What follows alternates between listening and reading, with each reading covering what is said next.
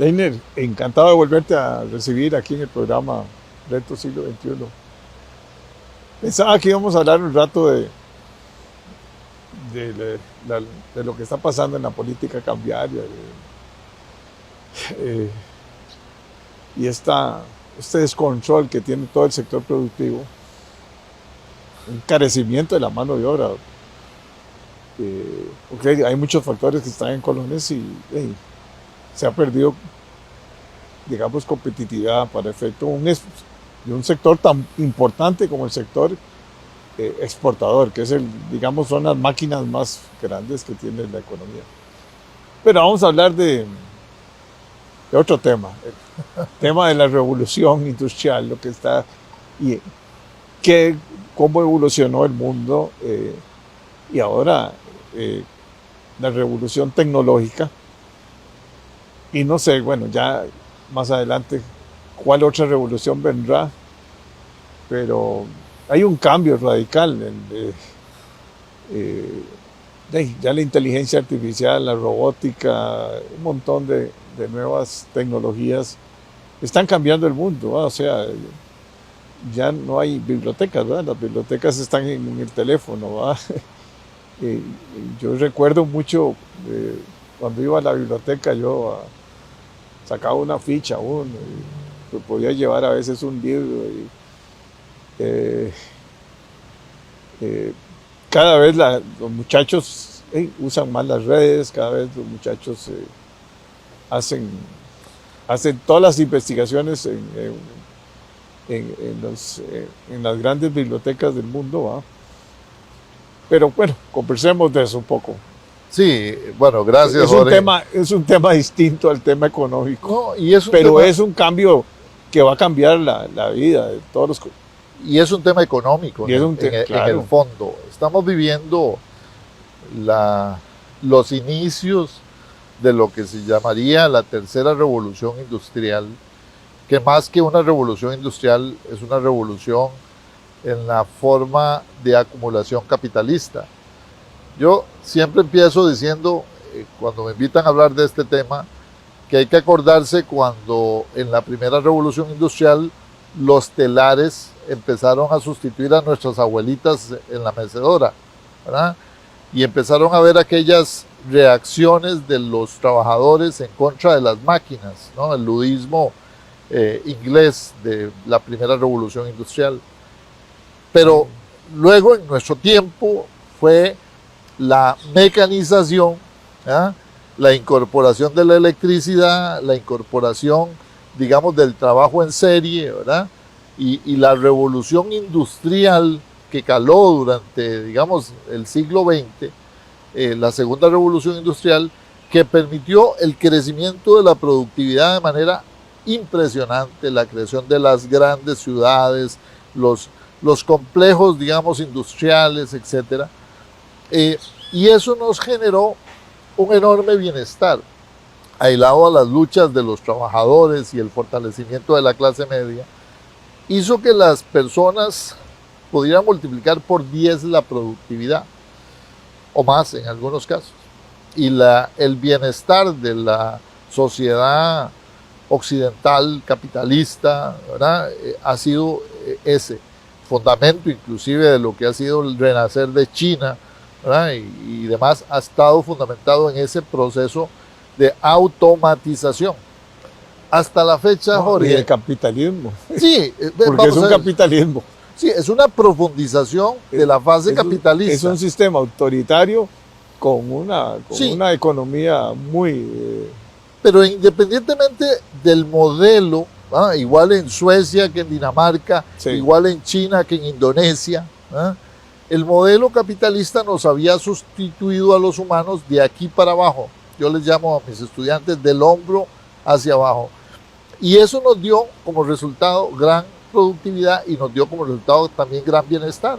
Permitió al ser humano que dedicara más tiempo a la educación, más tiempo a la salud, más tiempo a la cultura. Hubo grandes espacios en donde el ser humano pudo aprovechar esa reducción del tiempo laboral, ¿verdad? Inclusive en algunos países jornadas laborales de 7 horas al día, 6 horas y media, 30 y pico de horas 30 a la horas a semana. la semana, y con productividades altísimas, ¿no? Una sociedad como Dinamarca, como Suecia, lo han logrado. Pero la fase actual de acumulación de capitalista, la fase en la que el siglo XXI se va a profundizar y en la que en el 2020 al 2040 vamos a tener una transformación radical, es una fase en donde el ser humano es sustituido de aquí hacia arriba. O sea, donde la mente humana es sustituida en una gran cantidad de actividades.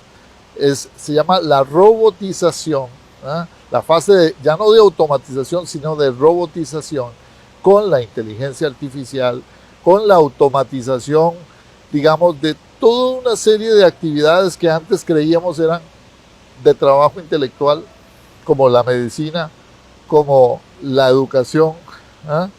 Inclusive como las actividades de diversión, ¿eh? Los que diseñan, por ejemplo, obras de arte, o los que diseñan música, una canción.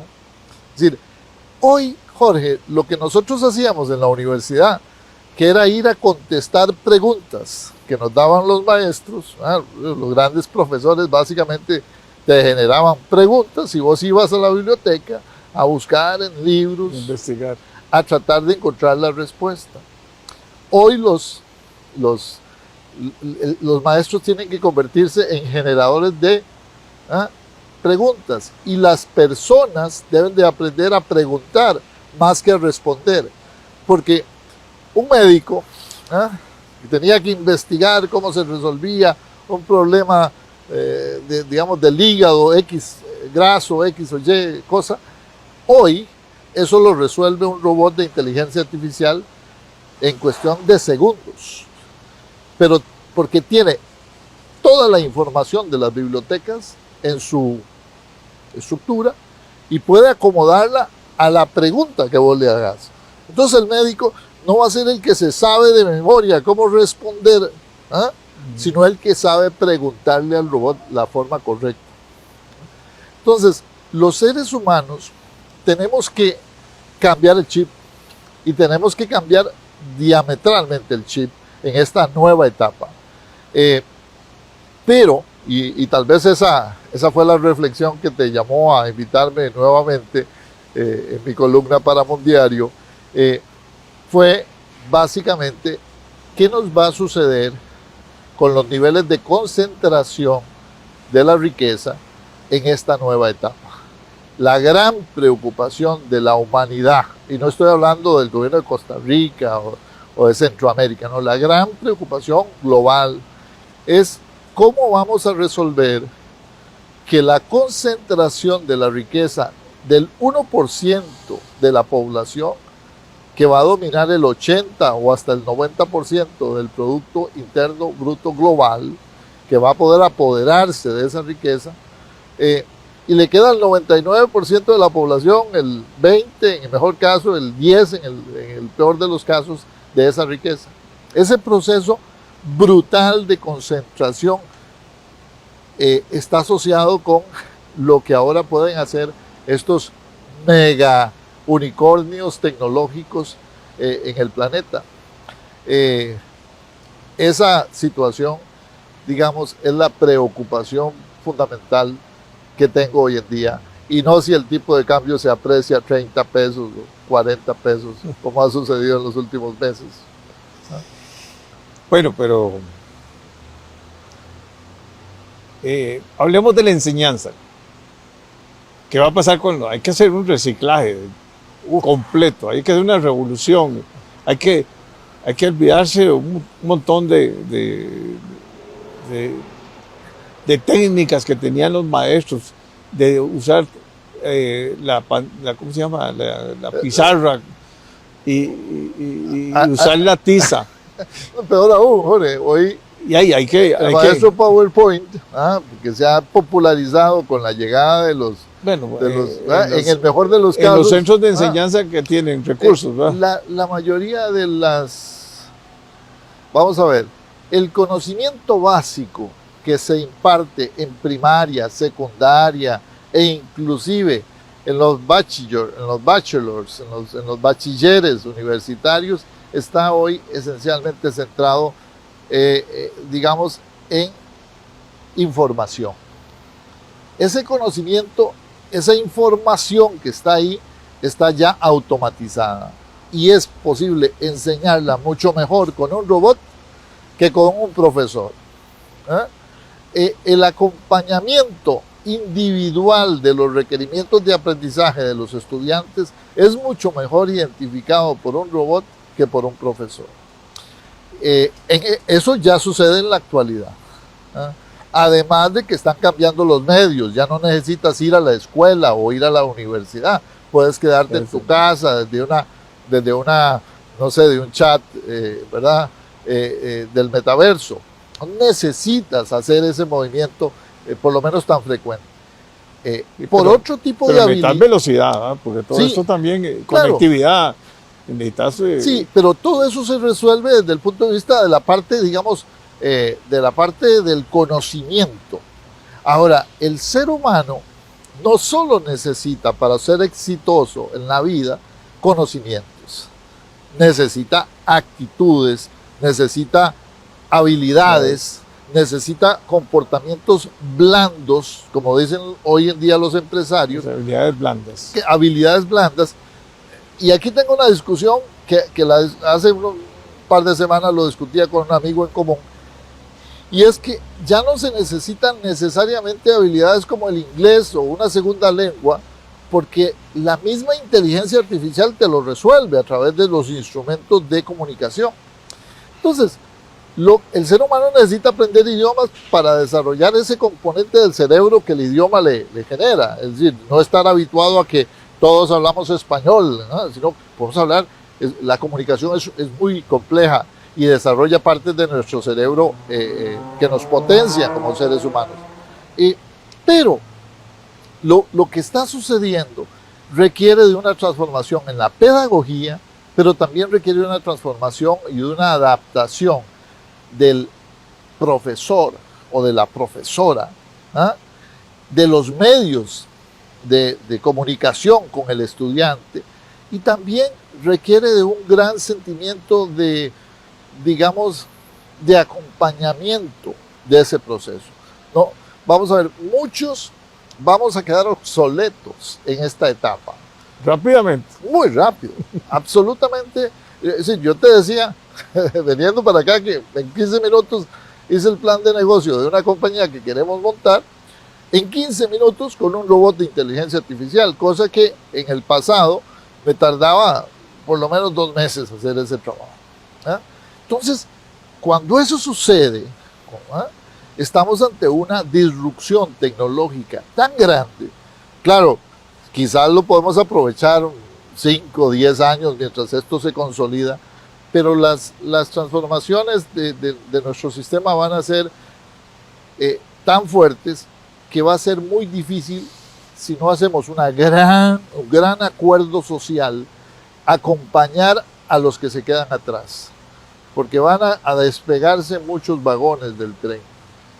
Y estoy hablando de empresas, estoy hablando de personas, estoy hablando de grandes partes de la actividad que hoy en día nutren nuestro sistema económico, las exportaciones, Jorge. Es decir, estamos viendo despidos en Amazon. ¿Quién se creía que Costa Rica iba a tener despidos en Amazon? Despidos en Google, en las grandes corporaciones. ¿Por qué? Porque las actividades que se están haciendo en estas grandes empresas ya pueden ser sustituidas por un robot. Y no tiene ningún sentido que usted tenga personas haciendo cosas que puede básicamente automatizar por medio de un robot. Si no entendemos a tiempo eso y no nos damos cuenta como sociedad, digamos, de la necesidad de replantearnos el sistema educativo y un gran acuerdo nacional para que en ese tren no queden más tantos atrás, creo que nuestra sociedad va a caer en una decadencia mucho mayor de la que hoy en día tenemos. Sí, porque si no tenés las herramientas, pongámoslo así, y los recursos, Y el cambio de mentalidad, hay que hacer un cambio de chip, ¿verdad?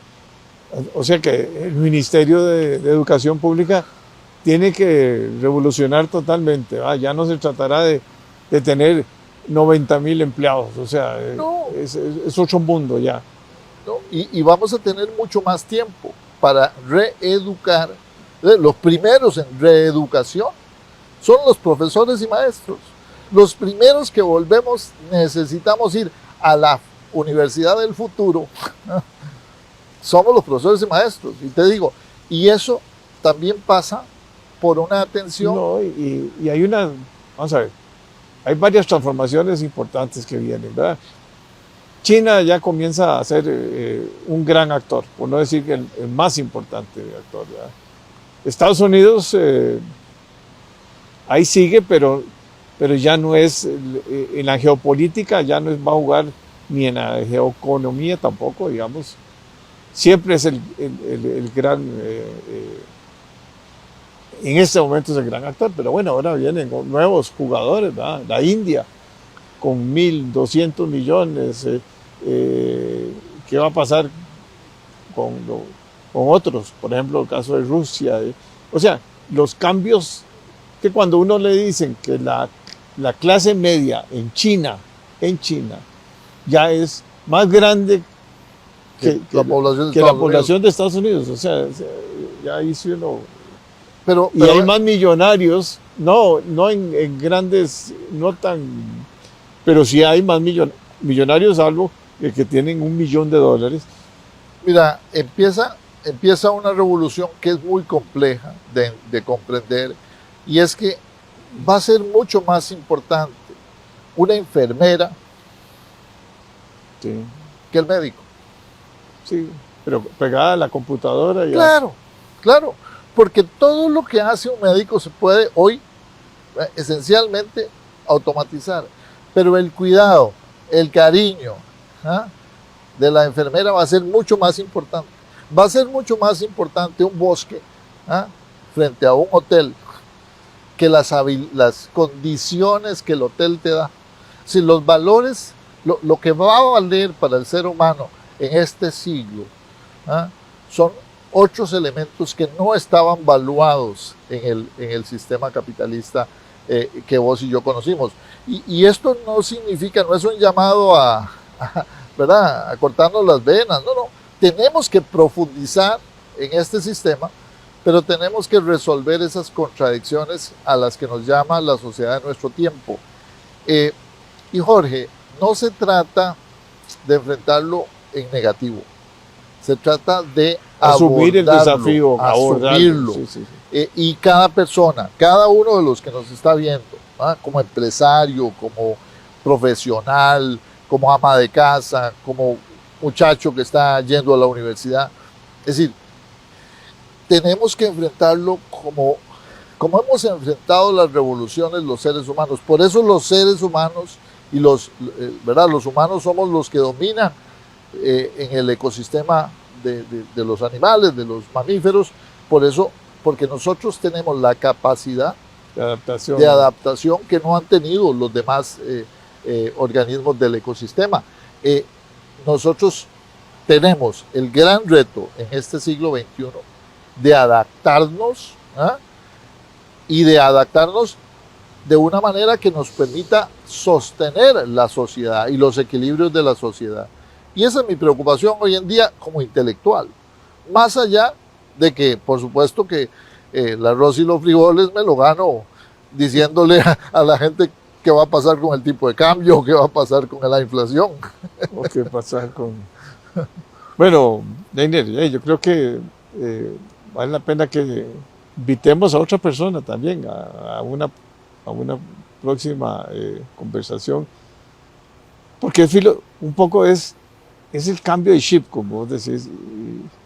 Uno lo está, obligadamente tiene uno que estar en esto, pero hay que decirle a Costa Rica, a los costarricenses, señores, el mundo está a una velocidad de cambio terrible, ¿verdad? Hay que mirar el bosque, hay que mirar el horizonte para ver venir realmente todos esos cambios y no solamente preocuparse por Por las el cosas de árbol, hoy. lo que está sucediendo hoy en día. Pero me parece que tenemos que tener un ojo abierto hacia el horizonte porque los ciclos y la dinámica del sistema capitalista nos obliga a eso hoy en día. Encantado, de verdad. Bueno, Leiner, encantado. Siempre. Mucho gusto.